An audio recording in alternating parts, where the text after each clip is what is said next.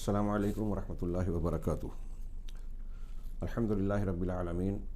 والصلاة والسلام علی سید المرسلین وعلی آلہ وصحبہ اجمعین ومن تبعہم بإحسان الی یوم الدین۔ اعوذ باللہ من الشیطان الرجیم، بسم اللہ الرحمن الرحیم۔ یا ایہا المدثر قم فانذر وربک فکبر۔ وقال تعالی شرع لکم من الدین ما وصى به نوحا والذی اوحینا الیک وما وصینا به ابراہیم وموسیٰ وعیسیٰ ان اقیموا الدین ولا تتفرقوا فیہ کبر علی المشرکین ما تدعوہم الیہ۔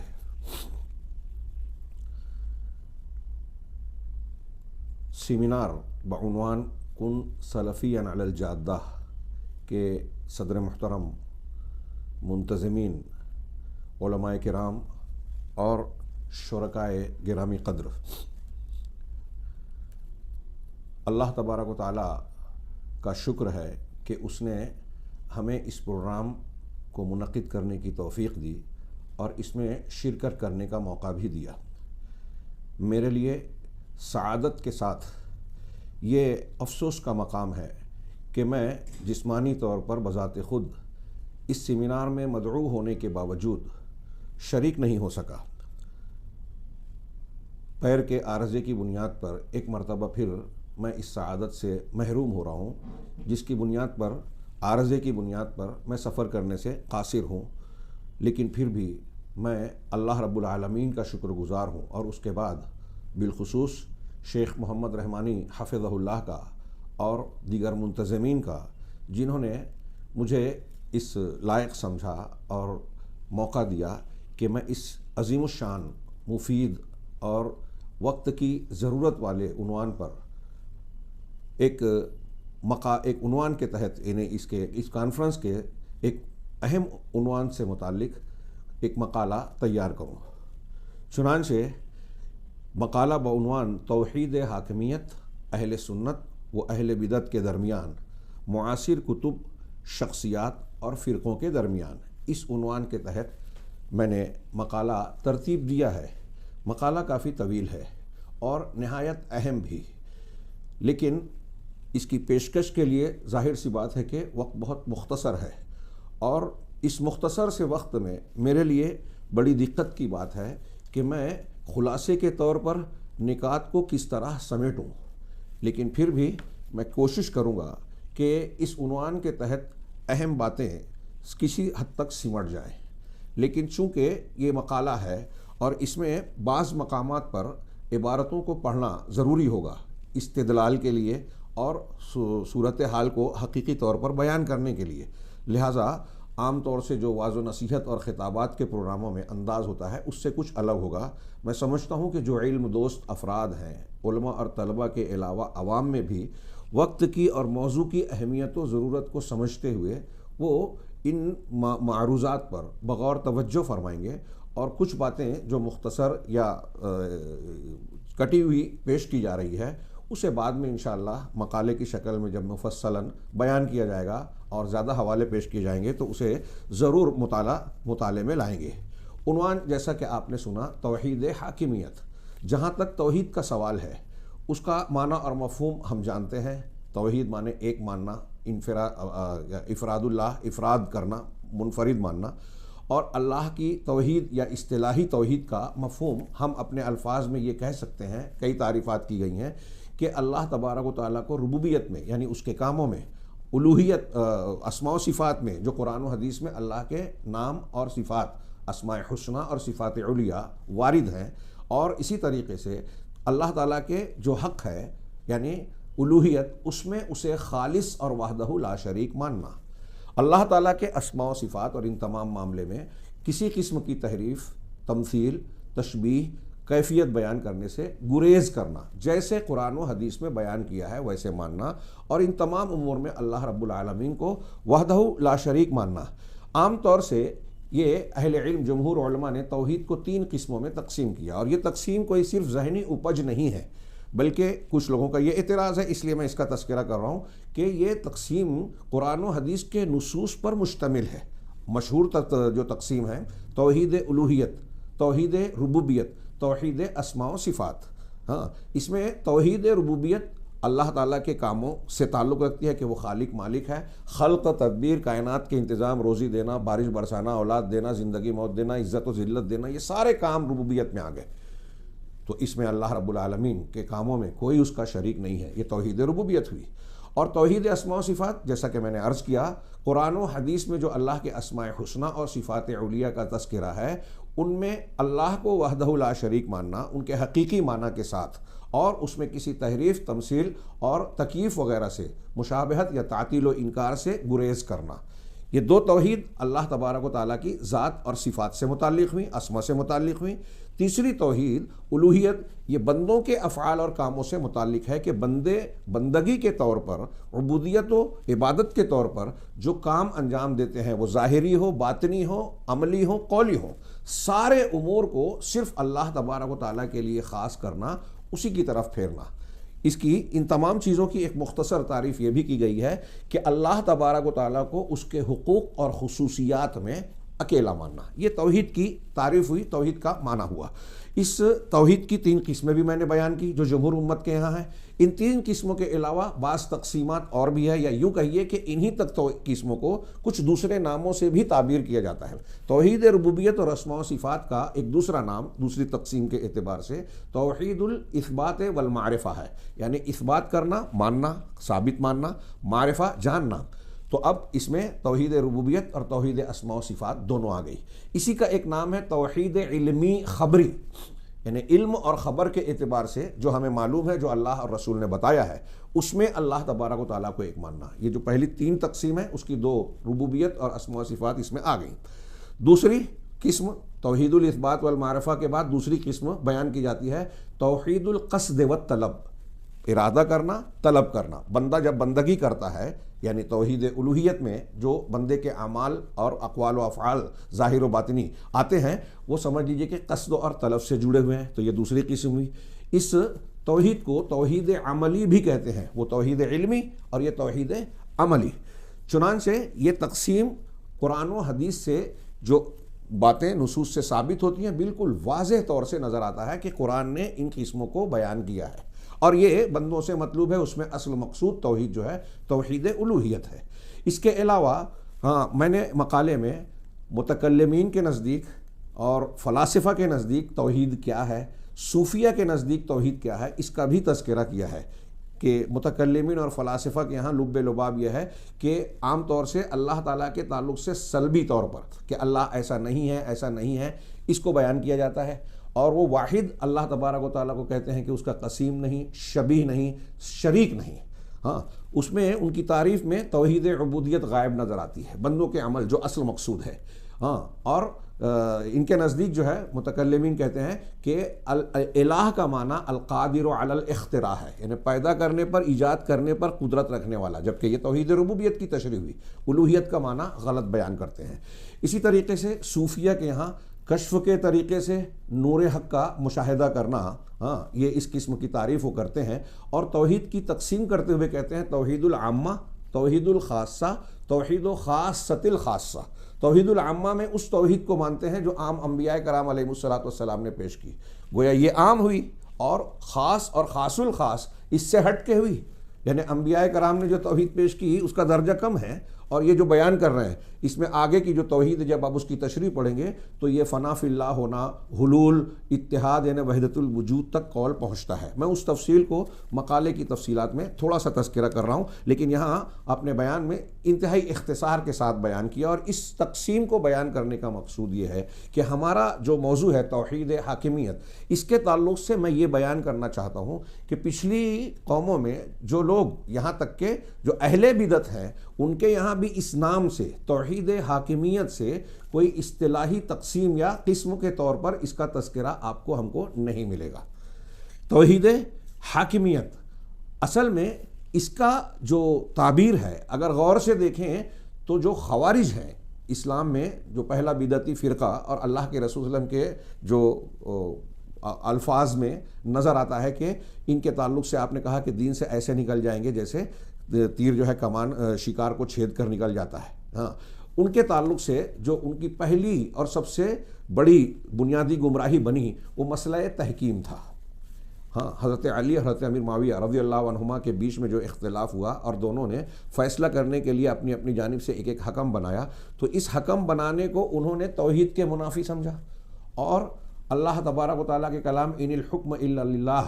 اور ایک دوسری آیت ومن لم یحکم بما انزل اللہ فاولئک هم الکافرون، کہ حکم صرف اللہ کا ہے، اور دوسری آیت کا ترجمہ کہ جو اللہ کے نازل شدہ چیز کے ذریعے سے فیصلہ نہ کرے وہ کافر ہو جائے گا۔ چنانچہ ان لوگوں نے حضرت علی رضی اللہ تعالیٰ عنہ کو سامنے بھی اور ایسے بھی کہا کہ اے علی آپ کافر ہیں۔ حضرت علی رضی اللہ تعالیٰ عنہ نے چونکہ حکم بنایا تھا تو کہا گویا توحید حاکمیت میں اگر ہم اس کو جدید تعبیر میں بیان کریں تو انہوں نے شرک کیا، اس لیے وہ اسلام سے باہر ہو گئے، کفر کر بیٹھے، اور بالآخر اسی کی بنیاد پر ان کا یہ عقیدہ بنا کہ جو فیصلے میں کسی ما انزل اللہ سے علاوہ سے اگر کوئی چیز کو اختیار کرتا ہے تو وہ اسلام سے خارج ہو جاتا ہے، کفر اکبر کا مرتکب ہو جاتا ہے، اور نتیجے میں اس کی جان مال حلال ہو جاتی ہے، اسے قتل کیا جا سکتا ہے۔ چنانچہ ایک خارجی عبد الرحمن ابن ملجم نے حضرت علی رضی اللہ تعالیٰ عنہ کو شہید بھی کر دیا، ہاں، اور اس کو وہ نیکی سمجھتا تھا۔ تو حضرت علی رضی اللہ تعالیٰ عنہ اور جیسے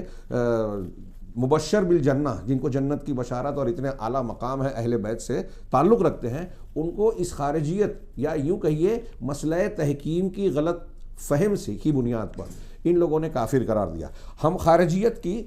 بحث کو ترک کرتے ہیں، لیکن کچھ اس میں دو باتیں سمجھنا ضروری ہے جو ہمارے موضوع سے بہت ضروری طور سے جڑتی ہے، لازمی طور سے، اور اہمیت کی حامل ہے۔ وہ یہ کہ ان کا استدلال ہے کہ جو اگر کوئی شخص جیسے حضرت علی نے حکم بنایا، پنچ بنایا، آج ہمارے ہاں میاں بیوی کا جھگڑا ہوتا ہے تو ہم پنچ بناتے ہیں دو طرف کے آدمی کو، اور قرآن نے اس کا حکم دیا ہے تو اس میں حکم بناتے ہیں۔ حضرت عبداللہ ابن عباس نے خارجیوں کا رد کرتے ہوئے اس کو بھی دلیل پیش کیا تھا کہ اللہ نے میاں بیوی کے جھگڑے کو سلجھانے کے لیے حکم بنانے کا حکم دیا، تو کیا آپ کہیں گے کہ یہ بھی شرک ہے جب اللہ خود اس کو کہہ رہا ہے؟ تو ظاہر سی بات ہے کہ یہاں حکم کا معنی یہ نہیں ہے جس طرح اللہ تبارک و تعالیٰ کا حق کو حکم مانتے ہیں اور اس کے حکم کو مانا جاتا ہے، لیکن اسی لیے حضرت علی نے خارجیوں کے استدلال کو جب سنا تو کہا تھا کلمۃ حق یراد بہ الباطل، کہ یہ کلمہ تو حق ہے ان الحکم الا للہ، لیکن جو یہ مقصد لے رہے ہیں، جو بیان کر رہے ہیں، استدلال کر رہے ہیں، یہ باطل ہے، غلط ہے۔ اور یہی سلسلہ آج بھی جاری ہے جدید دور کے خارجیوں میں، جن سے متعلق آج ہم بحث کرنے جا رہے ہیں۔ تو خوارج نے یہ استدلال کیا اور اس کی بنیاد پر مسلمانوں کو کافر قرار دیا۔ آپ دیکھیں گے کہ ان کے یہاں یہ جو آیت سے استدلال ہے، اس کے معنی کو انہوں نے سمجھا ہی نہیں۔ ایک اور بھی بات کہ ما انزل اللہ، کہ جو اللہ کے نازل شدہ حکم کے خلاف، یہ آگے بحث آنی ہے لیکن میں یہی بیان کروں کہ جو ما انزل اللہ، اللہ کے نازل شدہ حکم کے خلاف جو فیصلہ کرے وہ کافر ہو جائے گا۔ اس کی بھی آپ دیکھیں گے کہ حضرت ابن عباس اور صحابہ کرام رضی اللہ عنہم سے لے کر عام طور سے پوری امت میں جتنے معتبر مفسرین ہیں وہ اس سلسلے میں تفصیل بیان کرتے ہیں کہ اللہ کے حکم سے ہٹ کر کوئی دوسری چیز کو اگر کوئی فیصل بناتا ہے یا حکم کو اختیار کرتا ہے تو اس کی کنڈیشن کیا ہوگی۔ اہل سنت والجماعت، اہل حق، صحابات سے لے کے آج تک تمام مفسرین اس کی تفصیل بیان کرتے ہیں۔ خوارج بغیر تفصیل کے، تفصیل کیا بیان کرتے ہیں کہ اگر کوئی شخص اللہ کے شریعت اور اللہ کے قانون سے ہٹ کر کسی قانون کو اللہ کے قانون سے بہتر سمجھتے ہوئے اختیار کرتا ہے کہ یہ اللہ کے قانون سے اچھا ہے، یا اللہ کے قانون کے جیسا یا اس کے برابر سمجھتے ہوئے کرتا ہے اور یہ سمجھتا ہے کہ ایسا کرنا جائز ہے، تب یقیناً وہ کافر ہوگا کفر اکبر میں۔ لیکن اگر کوئی شخص غیر اللہ کے ما انزل اللہ کے حکم کے علاوہ سے فیصلہ کر رہا ہے اور یہ عقیدہ رکھتا ہے، دل سے یہ مانتا ہے کہ یہ اللہ کے حکم سے بہتر یا برابر نہیں ہے اور اس سے فیصلہ کرنا جائز نہیں ہے لیکن میں کر رہا ہوں، یعنی اس کو غلط مانتے ہوئے کر رہا ہے، تو وہ کفر اکبر کا مرتکب نہیں ہوگا، وہ گنہگار ہوگا۔ اور اس کو اگر کفر بھی کہیں گے تو کفر اصغر کہیں گے، جیسا کہ حضرت ابن عباس نے کہا الکفر دون کفرین، یہاں کفر سے مراد کفر اکبر نہیں ہے بلکہ کم درجے کا کفر مراد ہے۔ یہ ایک صحابی کا، اور تمام مفسرین اس کا معنی کرتے ہیں۔ اور اگر خوارج کا معنی مانا جائے تو علامہ ابن حزم رحمہ اللہ کے بقول ان کا یہ جو اصول ہے معتزلہ اور خوارج کا، اور جو آج کے دور کے خارجی ہیں ان کے مطابق ہر شخص جس نے ما انزل اللہ کے بغیر فیصلہ کیا وہ کفر اکبر کا مرتکب ہو گیا، اسلام سے خارج ہو گیا اور مر گیا تو ہمیشہ جہنم میں رہے گا۔ ان کے اس قول کے مطابق ایک شخص اگر چوری کرتا ہے تو ظاہر سی بات ہے کہ چوری اللہ کے حکم کی مخالفت ہے، تو ہر گنہگار ان کے مطابق جو ہے کافر ہو جائے گا۔ اب اس میں ایک اور بھی دیکھیے کہ ما انزل اللہ کے اس سے استدلال کرتے ہوئے خوارج اور ان کے طرز پر یہ جو ہمارے یہاں کے اخوانی، جماعت اسلامی یا تحریکی حضرات ہیں، یہ جو استدلال کرتے ہیں کہ اگر کوئی شخص جو ہے غیر ما انزل اللہ کے ذریعے فیصلہ کرتا ہے تو وہ کافر ہو جائے گا، تو ان کے اس حکم کے مطابق اگر ایک شخص اپنے بیٹوں کے درمیان انصاف نہیں کرتا تو ما انزل اللہ سے ہٹ کے فیصلہ کر رہا ہے، ایک بیٹے کو کچھ زیادہ پیسہ دے دیا، ایک کو کم دے دیا، وراثت میں وارث کے لیے وصیت نہیں ہے، کسی کے لیے وصیت کر دی کسی نے، غلط تو کیا، تو کیا آپ کہیں گے کہ یہ کافر ہو گیا؟ ایک مسلمان قاضی نے اگر رشوت لے کے فیصلے میں گڑبڑ کر دی، غلط فیصلہ دیا، تو ما انزل اللہ سے ہٹا کہ نہیں ہٹا؟ اگر ما انزل اللہ سے ہٹ گیا تو ظاہر سی بات ہے کہ ان خارجیوں کے اصول کے مطابق وہ کفر اکبر کا مرتکب ہو گیا۔ غور کیجئے،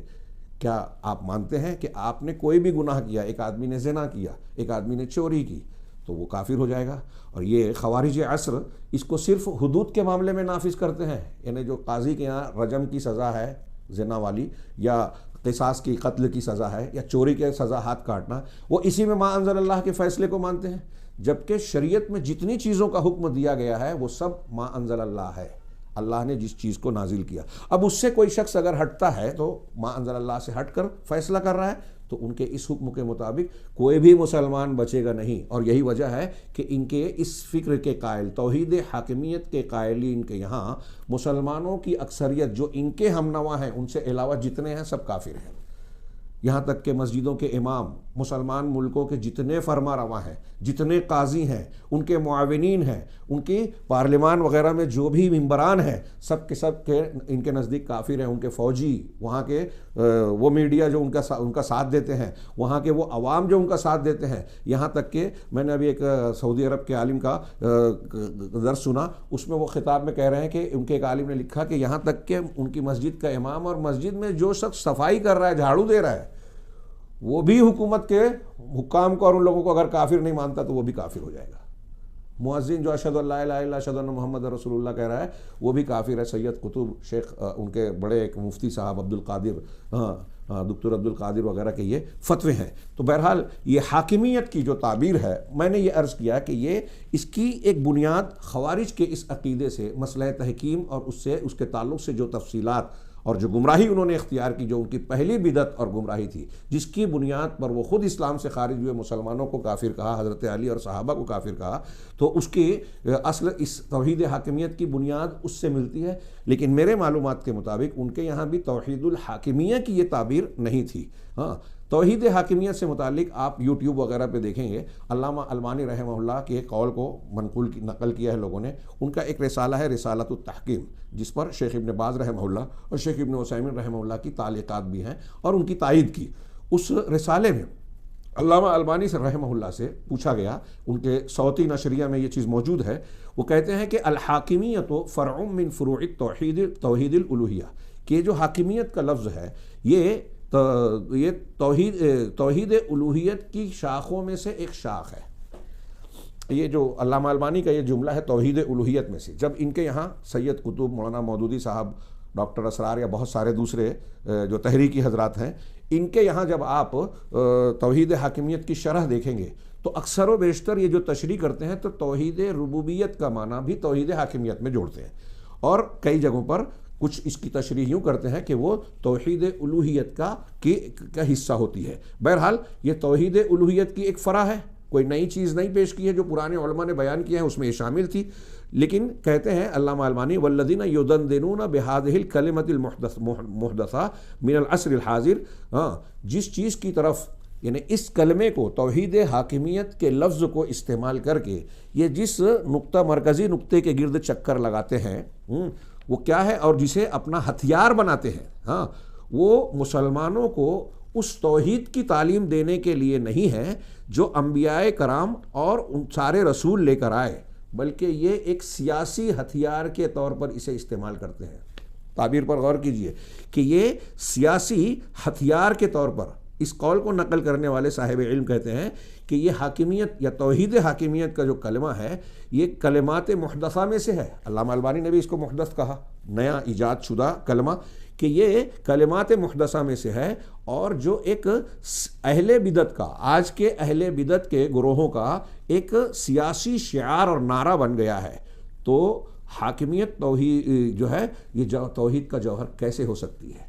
یہ توحید حاکمیت سے متعلق ایک معتبر تبصرہ میں نے اختصار کے ساتھ نقل کیا ہے۔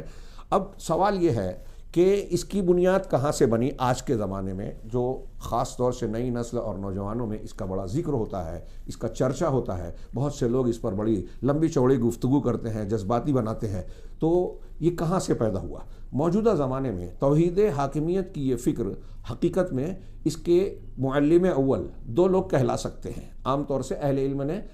ہندوستان کے سید ابو العلا مودودی صاحب کو کہا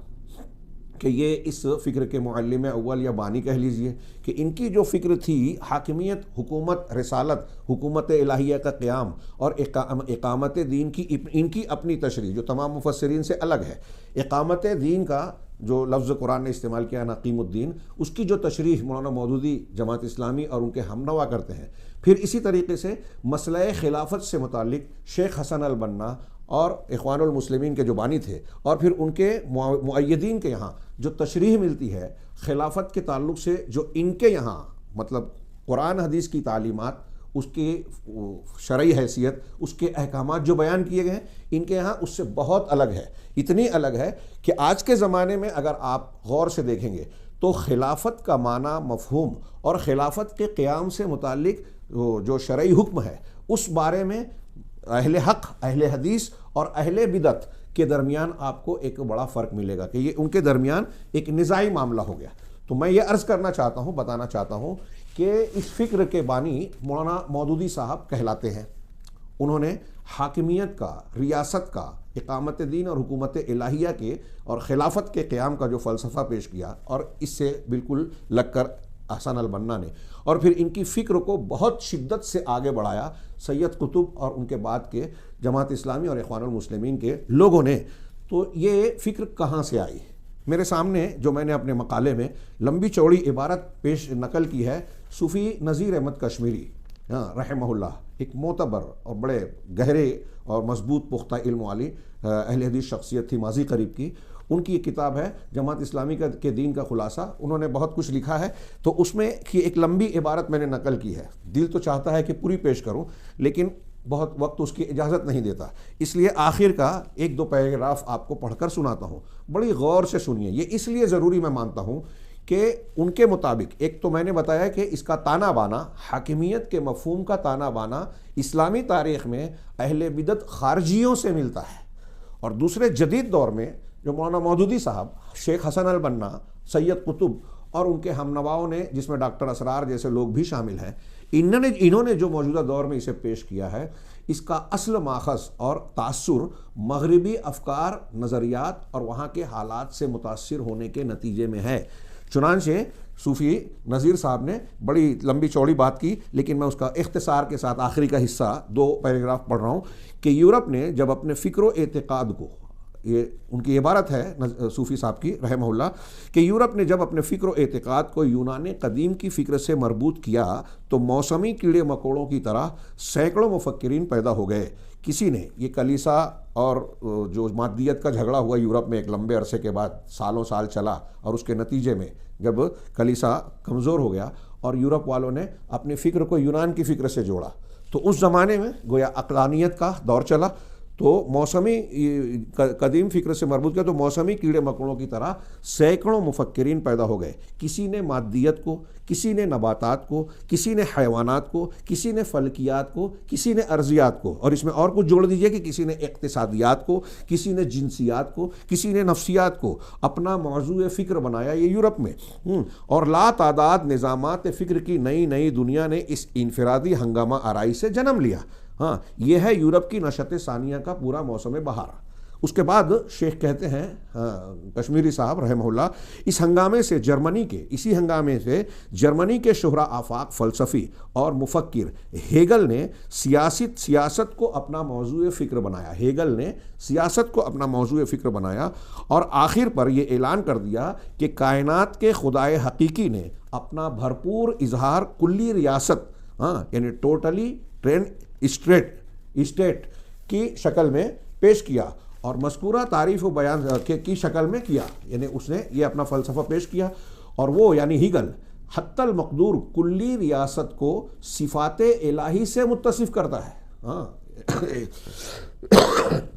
یعنی اس کو صنم بناتا ہے، صنم اکبر کہا بعد میں ان کو، لیکن اسے وہ کائنات میں چلتا پھرتا خدا قرار دیتا ہے. مگر یہ بات یاد رکھنے کی ہے کہ یہ وہ خدا یعنی اللہ نہیں ہے جسے مذہب میں خدائے کائنات قرار دیا گیا ہے اور جو خالق کائنات ہے، بلکہ یہ لادینیت کا خود اپنا گڑھا ہوا ایک مجہول صنم اکبر ہے ہیگل کا. ہاں وہ ملحد قسم کا آدمی تھا. وہ خالق کائنات ہونے کی بجائے انسان ضعیف البنیان کے تخیل فاسد کی پیداوار ہے، یعنی خدا اس کے نزدیک. اس کے آگے کشمیری صاحب مودودی طب کا دین اور خدا کے ذیل عنوان اور کئی تفصیلات پیش کی، اور اس میں یہ کہا کہ چونکہ جو جماعت اسلامی کے بانی نامعلوم، وہ کہتے ہیں نامعلوم کب سے سیاست اور ریاست کو اپنا موضوع فکر بنا رکھا تھا، لہذا اس نے عمر بھر کی تحقیقات کے نتیجے میں یہ اعلان کر دیا کہ دین کا مرکزی مفہوم وہی ہے جسے موجودہ دور میں ریاست کہا جاتا ہے. غور کیجئے.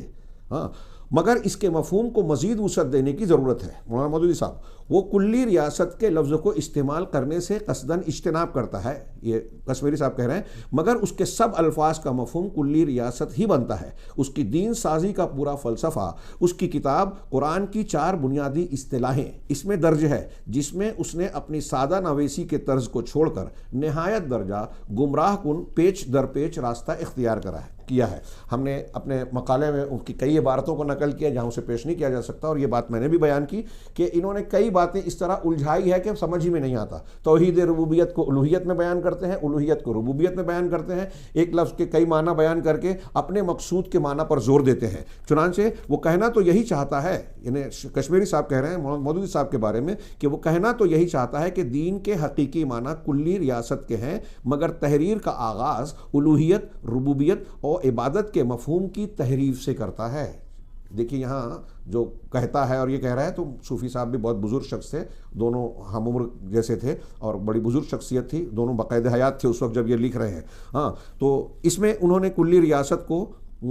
چونکہ اصل مقصود قرار دیا، اور کلی ریاست بغیر سمطاعت کے چل نہیں سکتی، اس لیے عبادت کا معنی میں اطاعت کو جو شامل کیا یا ہے وہ، اور اس کو جس طریقے سے انہوں نے بیان کیا ہے اس کا تانا بانا خوارج سے ملتا ہے کہ اگر ایک آدمی اللہ کی عبادت کرنا چاہتا ہے تو اللہ کی اطاعت کرے، اب گیا کسی اور کی اطاعت کر لی تو وہ کفر اکبر کا مرتکب ہو گیا. وہی خارجی والی فکر جو میں نے شروع میں بیان کیا. ہاں چنانچہ چونکہ کلی ریاست کے لیے، میں ایک پیراگراف چھوڑ کے آگے کی عبارت پڑھ رہا ہوں، چونکہ کلی ریاست کے لیے اقتدار اعلیٰ ایک مرکزی اور کلیدی ضرورت ہے، لہٰذا اس نے توحید الوہیت اور توحید ربوبیت کے معنی توحید اقتدار اعلیٰ یعنی توحید حاکمیت کے لیے نام سے کے لیے ہیں، یعنی اس کا نام لیا ہے. اور اس طرح کتاب دین کی ہمہ جہتی میں تحریف کرتے ہوئے اسے کل دین کے نام سے مارکیٹ میں پیش کر دیا، اور پوری امت کے ساتھ پوری انسانیت کی نجات کو اسے قبول کرنے پر منحصر قرار دے کر ہیگل کے خانہ ساز خدا صنم اکبر طاغوت اعظم کے دھرم کو مذہبی دنیا میں بھی لانچ کر دینے کی جانباز جسارت کر دی. اس شخص کا ایک پیراگراف کے بعد کہتے ہیں، اس شخص کا خدا خدائے قہار، اس کا دین ریاست قاہرہ، اور اس شخص کی کائنات مجبور و مقہور و مغضوب ہے. یہ شخص رحمت، رافت اور ربوبیت و الوہیت کے سارے قرآنی سلسلے کو لپیٹ کر اس کی جگہ جس دین کو رائج کر رہا ہے وہ ہیگلزم ہے. لیکن فرق بتاتے ہیں مولانا کشمیری کہ لیکن اس شخص اور ہیگل میں ایک بڑا فرق یہ ہے کہ ہیگل تو اس طاغوت و اہرمن کے دین کو لامذہبیت کے اسٹیج سے پیش کرتا ہے، مگر بانی جماعت اسلامی اسے اسلام کے دین کامل کے نام سے پیش کرتا ہے. یہ صوفی صاحب کی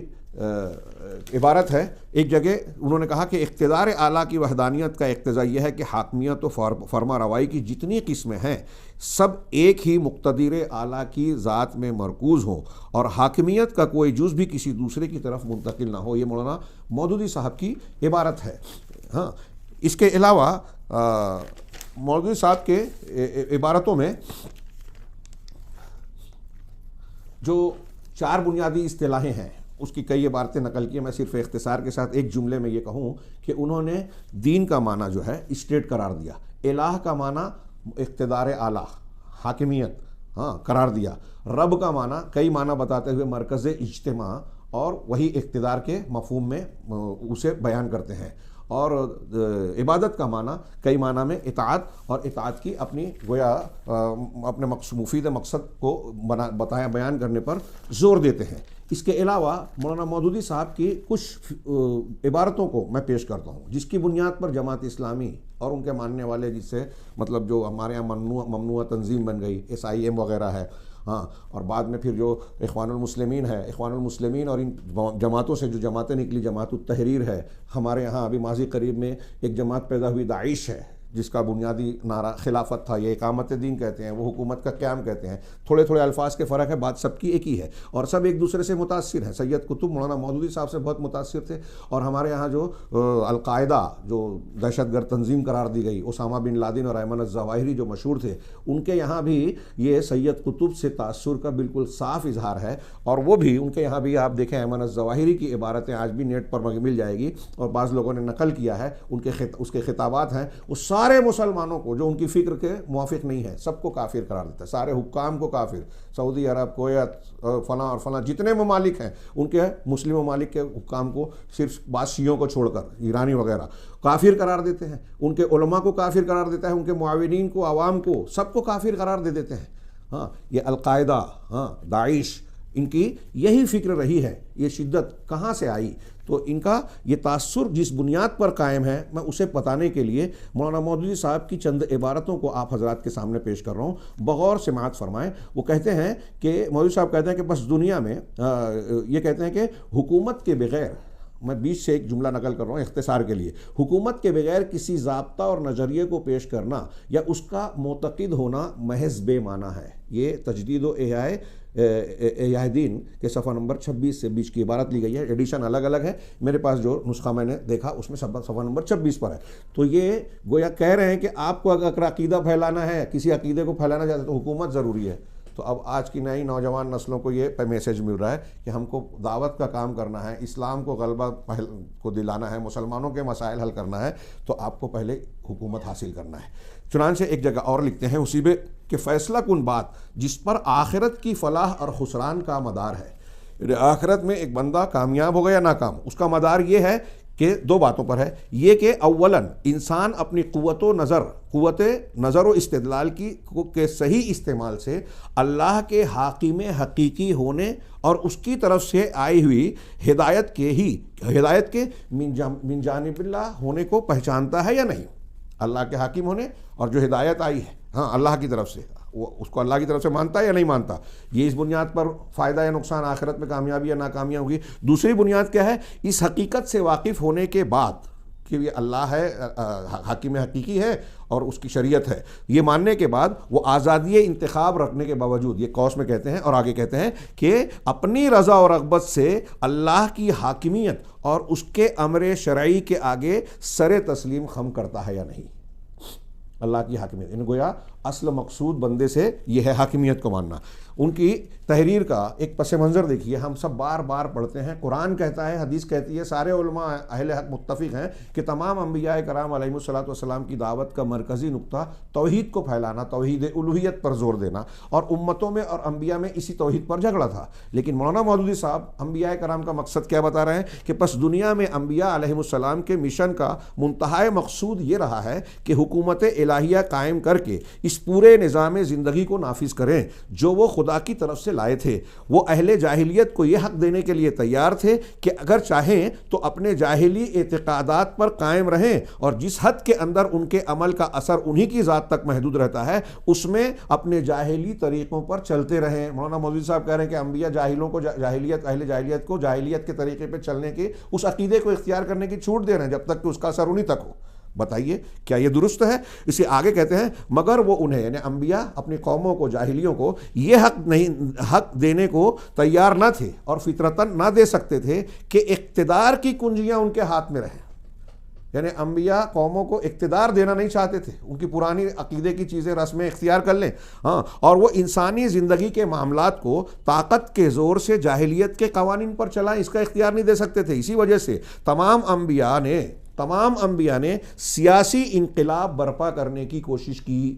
اب یہ مزاج دے رہے ہیں مولانا مودودی صاحب اپنی دعوت سے، اپنی فکر سے، کہ اگر آپ دین کا کام کرنا چاہتے ہیں تو آپ کو سیاسی انقلاب لانا ہوگا۔ سیاست اور انقلاب، پہلے تو ان کی سیاست کا مفہوم کیا ہے؟ سیاست اسلام سے باہر نہیں ہے، لیکن یہ جس سیاست کو بیان کرتے ہیں، ہاں بقول مولانا عبید اللہ کشمیری رحمہ اللہ، انہوں نے کتابی لکھی اسلامی سیاست یا سیاسی اسلام، اور یہ بیان کرتے تھے، اس میں بیان کیا، ثابت کیا کہ مولانا مودودی یا ان کے جماعت اسلامی کی سیاست اسلامی سیاست نہیں ہے، بلکہ وہ جس دین کو اختیار کرتے ہیں وہ سیاسی اسلام ہے۔ اپنی سیاست حکومت کے قیام کے لیے وہ اسلام کا استعمال کرتے ہیں، اور یہ بات آج ثوابت سے، تجربات اور مشاہدات سے ثابت ہو چکی ہے کہ انہیں اسلام کی تعلیمات میں تنازل اور مداہنت اختیار کرنا، مسئلوں میں تبدیلی کر دینا،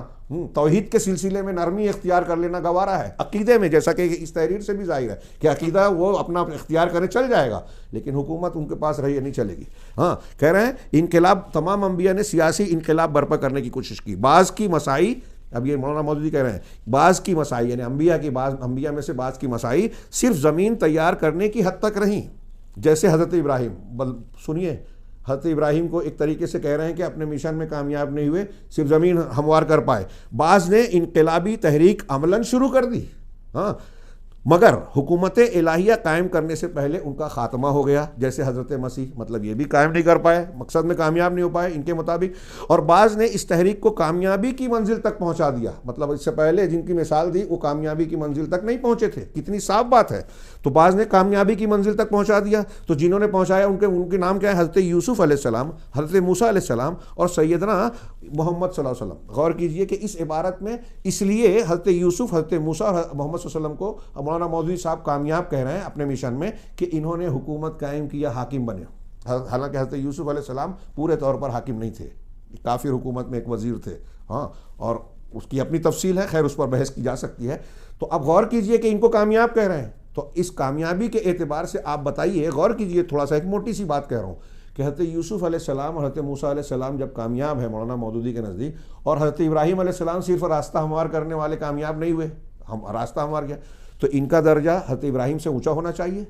جبکہ ساری امت متفق ہے، دلیلیں بتاتی ہیں کہ سب سے افضل رسول محمد صلی اللہ علیہ وسلم ہے، اور ان کے بعد ابراہیم علیہ السلام۔ ابراہیم علیہ السلام کے تعلق سے ہمیں اور امت محمدیہ کو، اور خود نبی کریم صلی اللہ علیہ وسلم کو اللہ نے کہا کہ ثم اوحینا الیک ان اتبع ملت ابراہیم حنیفا، کہ ہم نے آپ کی طرف وحی کی کہ ملت ابراہیمی کی پیروی کیجیے۔ تو جو ہمارے لیے مقتدی ہیں، مودودی صاحب کے نزدیک وہ ادھورے تھے، ناکام تھے، اپنے مشن میں کامیاب نہیں ہو سکے۔ یہ ان کی تجدید و احیاء دین کے صفحہ نمبر 27-28 پر یہ عبارت دیکھی جا سکتی ہے، کتنی غلط اور اسلامی فکر و مزاج اور عقیدے سے الگ ہٹ کر ہے، یہ عبارت اندازہ لگا سکتے ہیں۔ مودودی صاحب اپنی کتاب تجدید و احیاء دین کے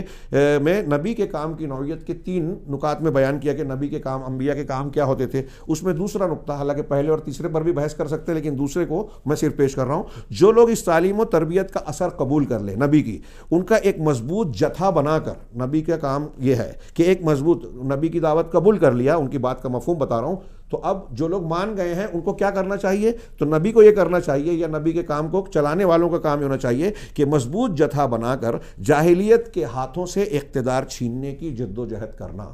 یعنی آج اگر کوئی نبی کا کام کرنا چاہتا ہے تو دوسروں کے سے حکومت چھیننے کا کام کرے، کیا یہ انبیاء کا کام ہے؟ ہاں، یہ مولانا مودودی بیان کر رہے ہیں۔ اور اس جد و جہد میں تمام ان اسباب سے کام لینا جو وقت کے تمدن میں موجود ہیں، یعنی مطلب الیکشن کرنا اور فلاں کرنا، میڈیا کو استعمال کرنا۔ اب اس میں ہو سکتا ہے کہ وہ شاید جھوٹ بولنا، سچ بولنا یہ بھی کہیں، یعنی وقت اور حالات کے طریقوں کو اختیار کرنا، یہاں ما انزل اللہ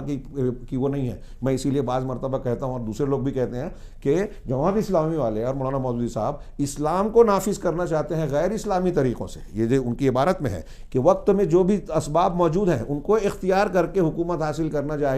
جاہلیت کے لوگوں سے چھین لینا۔ صفحہ نمبر 28 کی عبارت ہے۔ صوفی نذیر احمد صاحب کی ایک اور عبارت یہاں ان سب کے سلسلے میں پیش کر رہے ہیں کہ اب مرکزی سوال یہ ہے کہ مندرجہ صدر اعلیٰ ماشکارہ حقائق کی موجودگی میں آخر وہ کون سا دین ہے جسے بانی جماعت اسلامی نے دریافت کر کے اس پر اثر نو ایمان کو تازہ کیا تھا، اور پھر اس کی تفصیلات معلوم کر کے اور اس پر مطمئن ہونے کے بعد ان کی طرف خود امت اسلامیہ کو قبول اور رجوع کی دعوت دی تھی. یہ دعوت کوئی مبادیات دین سے تمسک کی دعوت ہرگز نہیں ہے. یہ ایک جملہ نئی نسل، نوجوان اور ان سے متاثر لوگوں کو غور کرنے کے لیے کافی ہے. اور جو جماعت اسلامی کے افراد ہیں، وہ نوجوان عالم اسلام میں جو سید قطب، مولانا مودودی کی تحریروں سے متاثر ہیں، وہ سنجیدگی سے غور کریں کہ ان کی جو حکومت قائم کرنے کی دعوت ہے وہ دین کی مبادیات، اصولوں اور بنیادوں جو نبیوں نے پیش کی اس کو پکڑنے کے لیے نہیں تھی، ہرگز نہیں تھی، بلکہ اس دعوت نے تمام مبادیات و اصول دین کو امت کی قرارداد مقاصد سے خارج کر کے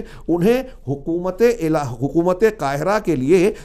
صرف ذرائع کا مقام دے دیا. آپ مولانا مودودی کا یہاں ایک پوری تفصیل بیان کی جانی چاہیے، لیکن موقع نہیں ہے کہ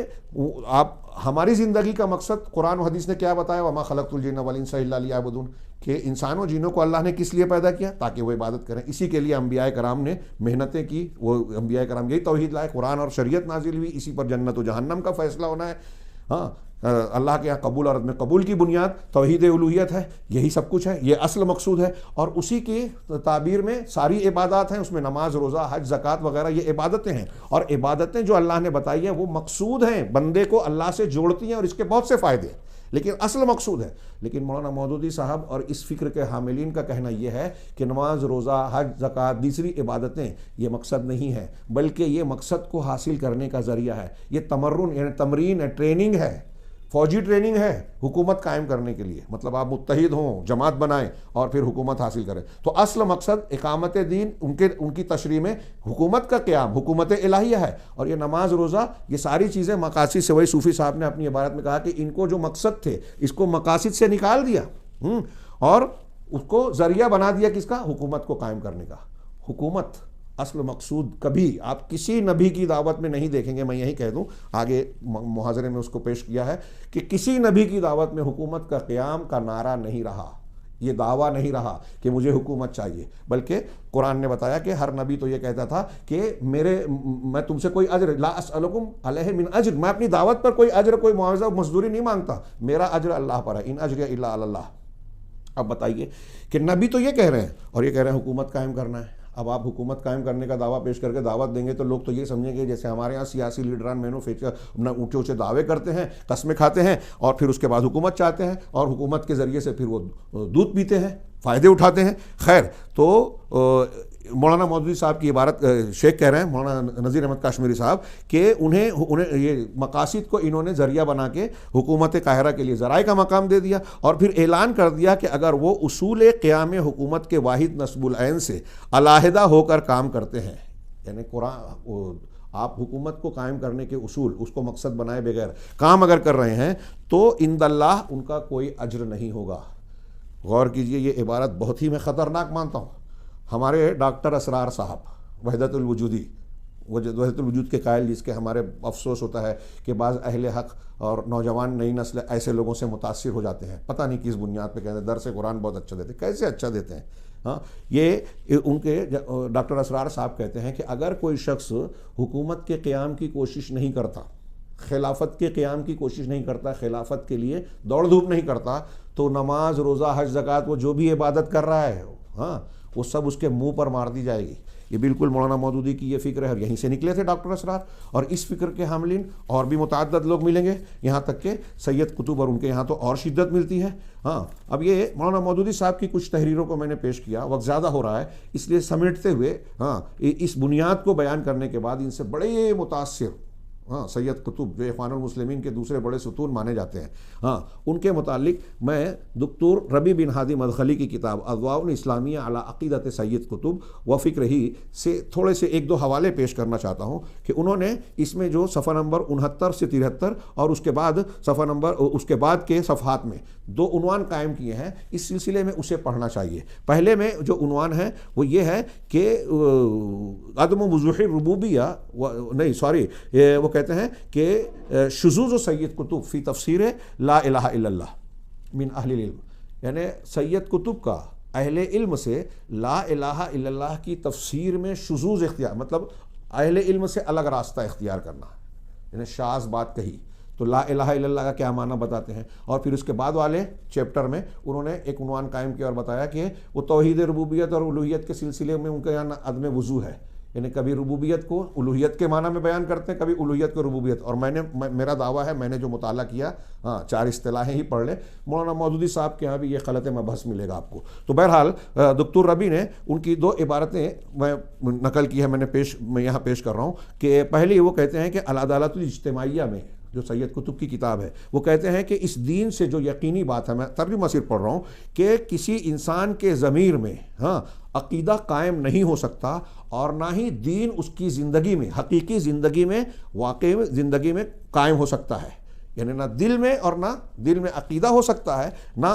عملی زندگی میں جو ہے دین قائم ہو سکتا ہے، مگر اس وقت جب کہ لوگ لا الہ الا اللہ کی گواہی دیں. یہ جملہ نقل کرنے کے بعد وہ آگے کہہ رہے ہیں اے لا حاکمیت الا اللہ، لا الہ الا اللہ کی تشریح کیا سید قطب نے، یعنی حاکمیت اللہ کے سوا کسی کی نہیں ہے، یعنی توحید حاکمیت ہے. یہ کھلے طور سے جو بات مولانا مودودی صاحب اور دوسرے لوگ کہہ رہے تھے، انہوں نے بالکل کھل کے کہی، اور یہ بات وہاں بھی ملے گی.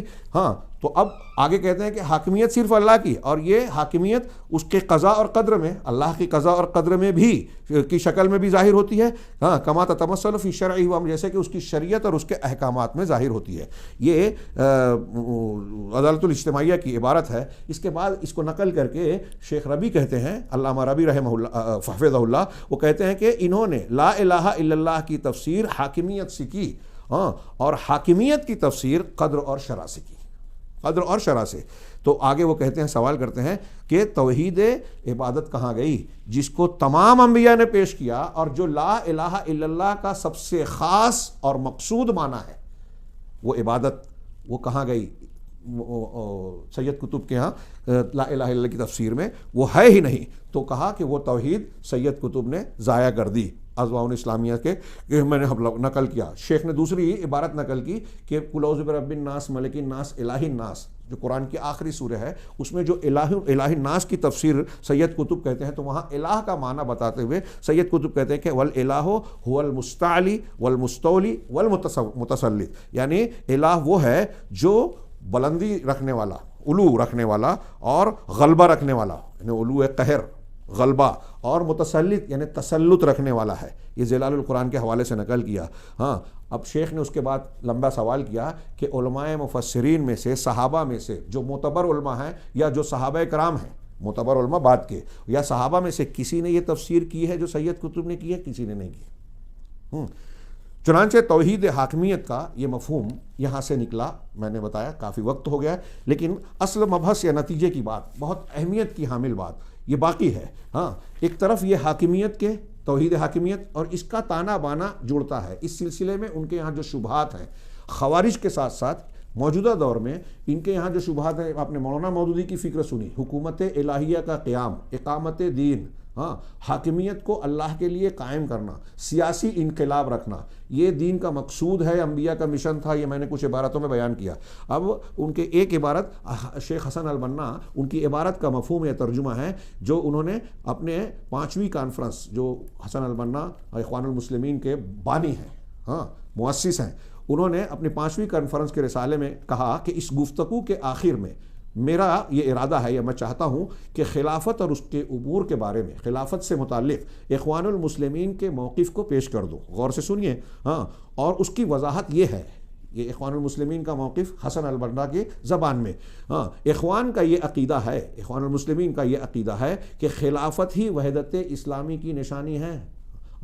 اسلامی اقوام کے درمیان ربط کا مظہر ہے، نیز یہ مسلمانوں پر ایک ایسا اسلامی فریضہ ہے جس کے بارے میں انہیں غور کرنے اور اس کے خیال کرنے کی اشد ضرورت ہے. یعنی مسلمانوں پر فریضہ ہے، ہر پر یہ فرض ہے کہ ہم خلافت قائم کریں. ابھی اس پر تھوڑا سا نتیجے کی بات میں عرض کروں گا. اور دین اسلام میں بہت سارے احکام خلیفہ پر ہی موقوف ہیں، بہت سارے احکام، اس پر بھی غور کیجئے. مطلب جو خلافت قائم نہیں کر رہا ہے، بہت سارے احکام نافذ نہیں کر رہا ہے، اور جو حکومت کرنے والے وہ احکام نافذ نہیں کر رہے ہیں، تو ان پر یہ فتویٰ لگا دیے. اسی لیے صحابہ کرام نے نبی اکرم صلی اللہ علیہ وسلم کی تجہیز و تکفین کے مقابلے میں خلافت کے امور کو مقدم سمجھا. وہاں آلریڈی اسلامی حکومت اکثریت قائم تھی اور حکومت کا قیام ضروری تھا. یہ ایک الگ استدلال ہے، اور یہ اس کو عمومی حیثیت دینے سے ایک نوجوانوں کو، نئی نسلوں کو غلط پیغام دیتے ہیں، غلط استدلال کرتے ہیں. اسی طریقے سے یہ حسن البنا کی عبارت تھی. جدید دور کے حال کے ایک حماس، جو اخوانی حماس ہے، ہاں اخوان المسلمین کی ہم فکر ہے، حماس کی تنظیم کے ایک قائد عبدالعزیز نتیسی یا جو بھی نام ہو نسبت ہو نے امت اسلامیہ کے حالیہ اختلاف و انشاء موجودہ دور میں مسلمانوں کی جو بری حالت ہے، ضب و حالی ہے، اس کی وضاحت کرنے کے بعد خلافت اسلامیہ کے قیام کی طرف یہ عنوان قائم کیا، اور اس عنوان کے تحت وہ کہتے ہیں، ان کی اس عبارت پر جو حماس کے لیڈر ہیں وہ غور کیجئے کہ کیا موجودہ کربناک حالت سے نکلنے کی کوئی صورت ہے، یعنی آج مسلمان جس پریشانی میں مبتلا ہیں، پریشانیوں میں، اس سے نکلنے کی کیا سبیل ہے، کیا راستہ ہے؟ تو وہ یہ تعلیم دے رہے ہیں کیا کہ ہاں اس کی ایک ہی صورت ہے، اور وہ یہ ہے کہ اس بات کا پختہ عزم کر لیں کہ نئے سرے سے اسلامی خلافت قائم کر لیں، اسلامی خلافت کی بنیاد ڈالیں، اور امت مسلمہ کے بکھرے ہوئے شیرازے کو ایک حکومت کے تحت متحد کر دیں۔ یہ ان کا جملہ ہے، مسلمانوں کے مسائل کا حل، خلافت اسلامیہ کا قیام۔ ہاں یہ موجودہ حالات میں جو سماجی، سیاسی اور معاشرتی طور پر مسلمانوں کے برے حالات ہیں، کمزوریاں ہیں، اس کا استحصال کر کے ہمارے نوجوانوں کو جب جذباتی انداز میں پیش کیا گیا کہ دیکھیے ہمارے مسائل کا حل اس میں ہے، تو نوجوان آنکھ بند کر کے عقیدت میں اس کے پیچھے بھاگ چلا، اور ان علماء کو جو نبی کے طریقے پہ دعوت دیتے ہیں، سلفیت کی دعوت دیتے ہیں، قرآن و حدیث کی دعوت دیتے ہیں، اس کی دعوت ان کو انہوں نے فتوے دیے، حقیر سمجھا، بے عزتیاں کی، اور خارجیت کو اختیار کیا، کفر تک کا فتویٰ دے دیا۔ اسی خلافت حکومت کا قیام، توحید حاکمیت کا یہ نتیجہ ہے کہ جدید دور میں خارجیت کا یہ عقیدہ ان کے یہاں مضبوط ہو گیا کہ سارے مسلمانوں کو کافر قرار دیا جائے، اور یہ کہا جائے کہ ان کو مار سکتے ہیں۔ لہٰذا آپ دیکھیں کہ عالم اسلام میں بم دھماکے مسلمانوں کے بیچ کئی جگہ کر رہے ہیں، مسجدوں میں کر رہے ہیں، مرنے والے بھی مسلمان اور بم پھوڑنے والے بھی مسلمان۔ اسی فکر کے حاملین القاعدہ، داعش، ہاں جو اخوان المسلمین سے متاثر ہیں، سید قطب، مولانا مودودی اور حسن البنا کے حوالے دیتے ہیں، ان کی فکر کے حاملین ہیں، ان کی فکر پر مشتمل بہت سی جو ان کی تنظیمیں ہیں، جماعت التحریر ہے، ہاں جو داعش بنی تھی ابو مصعب الزرقاوی وغیرہ کی، یہ سارے لوگ خلافت کا ہی نعرہ لے کر اٹھے تھے اور لوگوں کو دھوکہ دیا اور دیگر مسلمانوں کو کافر کہتے ہیں۔ سید قطب صاحب کی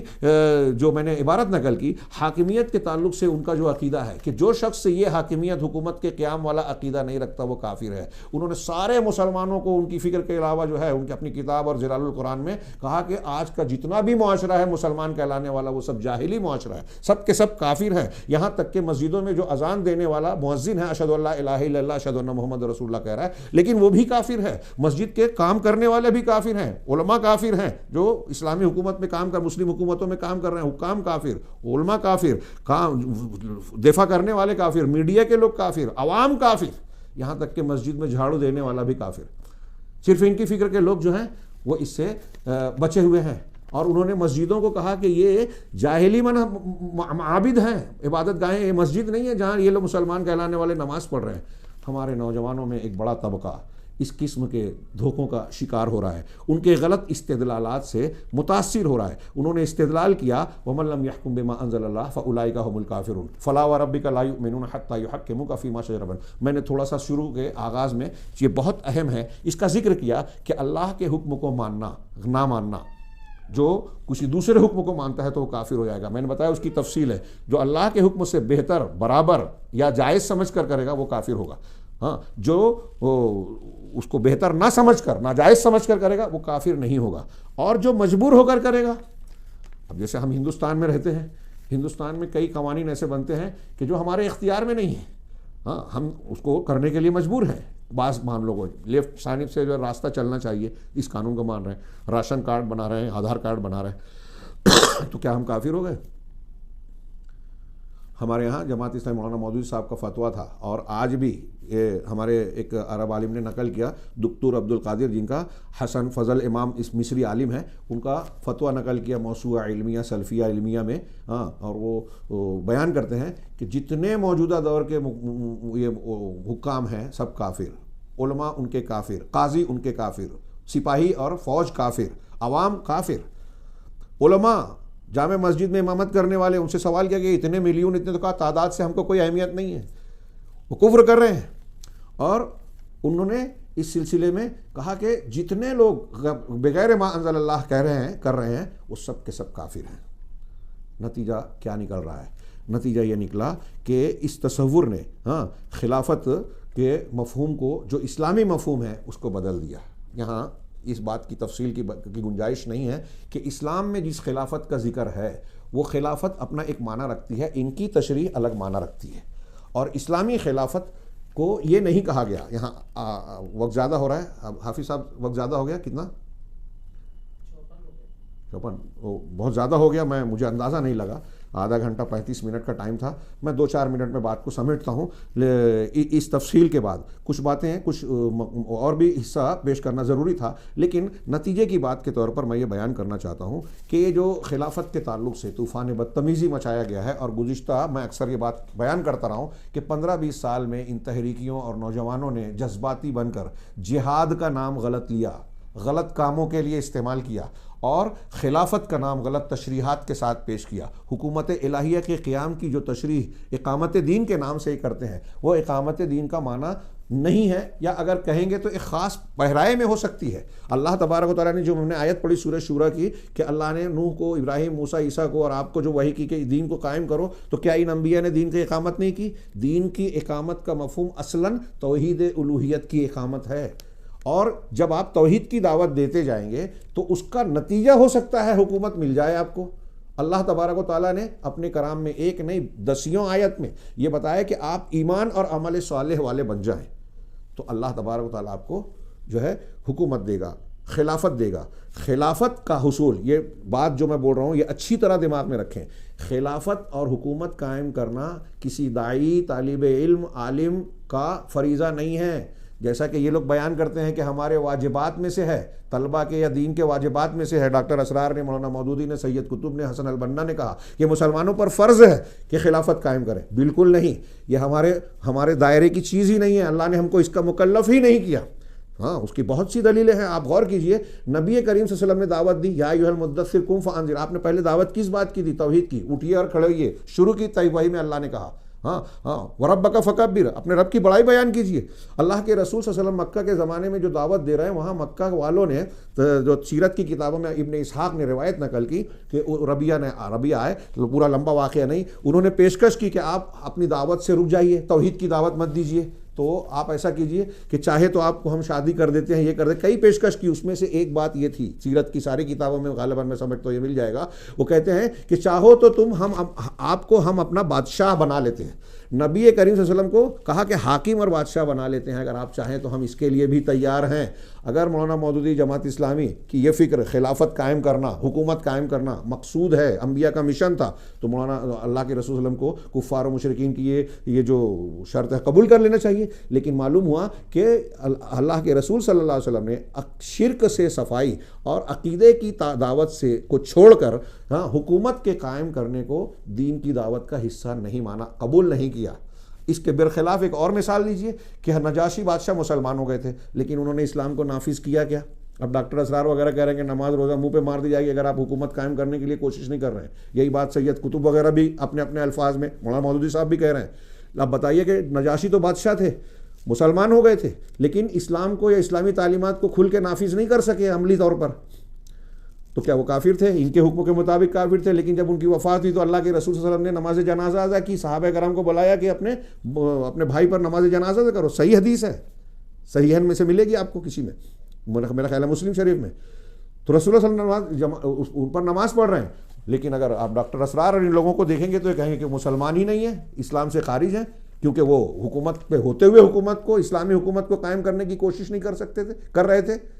یہ ایک طوفان بدتمیزی مچا، اور میں یہ بتا رہا ہوں کہ گزشتہ چند سالوں میں، 2-3 دہائیوں میں آپ دیکھیں کہ اس فکر نے، خلافت حکومت کے قائم کرنے کی اس جذباتی فکر نے نوجوانوں کو پاگل بنا دیا، اسلام کی حقیقی روح سے دور کر دیا۔ توحید کی تربیت کے فقدان کی وجہ سے ان کے اندر یہ جو جذباتیت آئی تو جہاد کے لفظ کا، خلافت کے لفظ کا غلط استعمال کیا، اور نتیجے میں لاکھوں مسلمانوں کو قتل کا ذریعہ بنے، سبب بنے۔ ایک تو قتل کیا، حکومتوں کو گرایا، توڑا، اور بہت سارے نقصانات پہنچائے، مالی بھی، جانی بھی، اور اس کے علاوہ مسلمانوں کو پوری دنیا میں بدنام کرنے کا سبب بنے یہ لوگ۔ حکومتیں ہیں، ان کی ایجنسیاں ہیں، میڈیا ہے، یہ سارے لوگ ان کے کارناموں اور ان کی بنیادوں پر یہ تصور کرتی ہیں، پھیلاتی ہیں کہ دیکھیے اسلام دہشت گردی اور بنیاد. میں یہ نہیں کہتا کہ ان میں کچھ لوگ بدنیت بھی ہیں، مسلمان نہیں بھی کرتے تو الزام لگا دیتے ہیں، لیکن یہ جو اخوانیت اور اس حکومت الہیہ اور خلافت کے قیام کے شبہ کی بنیاد پر جو حرکتیں جذباتی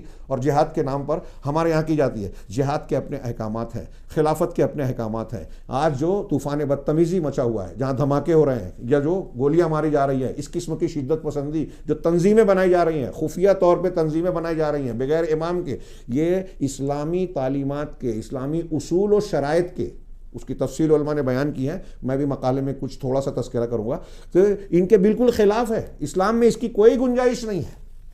ہاں، لہٰذا بہت شدید ضرورت ہے کہ ہم سمجھیں کہ خلافت اور حکومت کا قیام کرنا ہمارے فرائض کا حصہ نہیں ہے.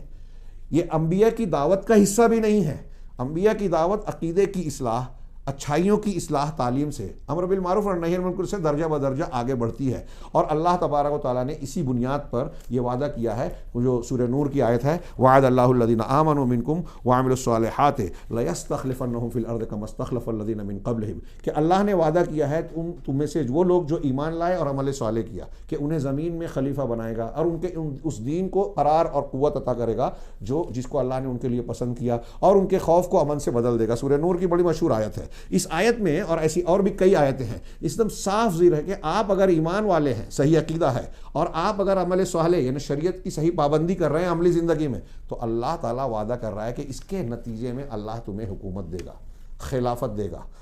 ہاں، قوت دے گا، تمہارے دین کو غلبہ عطا فرمائے گا. یہ اللہ کا وعدہ ہے، نتیجہ ہے توحید کا، ایمان کا. ہاں، اللہ کے وعدہ ہے، ہمارا مقصد نہیں ہونا چاہیے. اور جب ہم نے مقصد بنایا اور ان لوگوں نے جذباتی طور سے نوجوانوں کو اس سلسلے میں آگے بڑھایا، تو اسلام کی بنیادی تعلیم، عدل، انصاف، بھائی چارہ، مسلمان امن چاہتا ہے، مسلمان عدل و انصاف کا، یا اسلام عدل و انصاف کی تعلیم دیتا ہے، لوگوں کے حقوق کا پاس و لحاظ کرتا ہے، ہاں، انصاف کے قائم کرنے کی تعلیم دیتا ہے. ہاں، اس میں حکمت موعظت کے ساتھ دعوت دینے کا حکم ہے، جدال بھی ہو تو جدال احسن. لیکن جب اس دعوت کو پلٹ دیا مولانا مودودی کی فکر نے، مقصد کو ذریعہ اور ذریعے کو مقصد بنا دیا، تو نتیجہ کیا نکلا کہ آج ہم کو بھی جو نظر آ رہا ہے، خود مسلمان کے حق میں شدت پسند، انتہا پسند،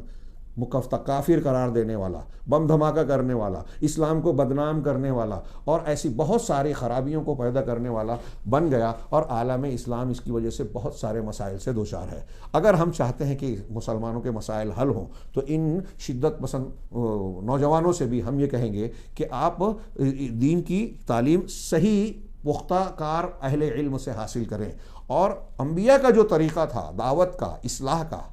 یتلو علیہم آیاتہ ویزکیہم ویعلمہم الکتاب والحکمہ، یہ نبی کا طریقہ بتایا قرآن نے. جس طریقے سے نبی کریم صلی اللہ علیہ وسلم نے دعوت دی اور اسلام پھیلا، ویسے ہی ہم کامیاب ہو سکتے ہیں. نبی کے طریقے سے ہٹ کے ہیگل یا مغربی فلسفے سے متاثر ہو کے یا خارجیوں کے دین کو اختیار کرنے سے صرف دنیا اور آخرت کی خرابی ہوگی. یہ کچھ باتیں میں نے بعض مقالے کی عبارتوں کی روشنی میں اور بعض میں نے اپنے خلاصے کے طور پر اپنے الفاظ میں پیش کی. انشاءاللہ تفصیلی گفتگو آپ محاضرے میں ملاحظہ فرما سکتے ہیں. اللہ رب العالمین سے میں آخر میں دعا کروں گا کہ پروردگار ہمارے اس پروگرام کو مفید مقصد بنائے، قبول فرمائے، ہمارے اور منتظمین کے دل میں اخلاص ڈالے. اللہ تعالیٰ کا شکر ہے. اور اللہ کے بعد جو ہے اس کے منتظمین، سیمینار کے منتظمین، خاص طور سے شیخ محمد رحمانی حافظہ اللہ، دیگر ان کے مرافقین اور موافقین، اور پھر ساتھ ہی سارے شرکاء اور منتظمین کا، مومن پورہ مسجد کے ذمہ داران کا میں شکر گزار ہوں. اہل مومن پورہ سے میں پھر سے معذرت کرتا ہوں کہ اسی مہینے میں ایک پہلے بھی پروگرام تھا، میں نے ریکارڈنگ کے ذریعے سے شرکت کی، اور آج بھی ایسا ہی کر رہے ہیں. یہ میری ایک مجبوری تھی، عارضہ تھا. ڈاکٹروں کا مشورہ ہے کہ سفر نہ کریں. میں آپ لوگوں سے گزارش کروں گا کہ میرے لیے بھی ایسی دعا کیجیے کہ پروردگار صحت و عافیت کے ساتھ جتنی زندگی لکھی ہے دے، اور اس میں دین کی خدمت کرنے والا بنائے، اور ایسی دین کی خدمت جو قرآن و حدیث اور نبی کے طریقے پر ہو، جو جذباتی نعروں پر، بدعت کی طریقوں پر نہیں. یہ جو طریقہ میں نے کہا کہ جدید دور کا ہے، یورپ امریکہ سے لیا ہوا ہے، جدید دور کی خارجیت ہے، اعتزال ہے، بدعت ہے. یہ بدعت یہ نبی کا طریقہ نہیں ہے، اس کا وہ نتیجہ اور وہ فائدہ حاصل ہی نہیں ہو سکتا جو انبیاء کرام کی دعوت کا فائدہ حاصل ہوتا تھا۔ کئی مجھے احساس ہو رہا ہے کہ کئی اہم باتیں رہ گئی ہے، لیکن پھر بھی وقت بہت زیادہ ہو گیا۔ امید ہے کہ آپ اسے معاف فرمائیں گے اور باتوں پر مزید غور کریں گے۔ اللہ رب العالمین ہماری ان کوششوں کو قبول فرمائے، دنیا اور آخرت کے لیے خیر و برکت کا باعث بنائے۔ وآخر دعوانا ان الحمد للہ رب العالمین، وصلی اللہ علی نبینا محمد۔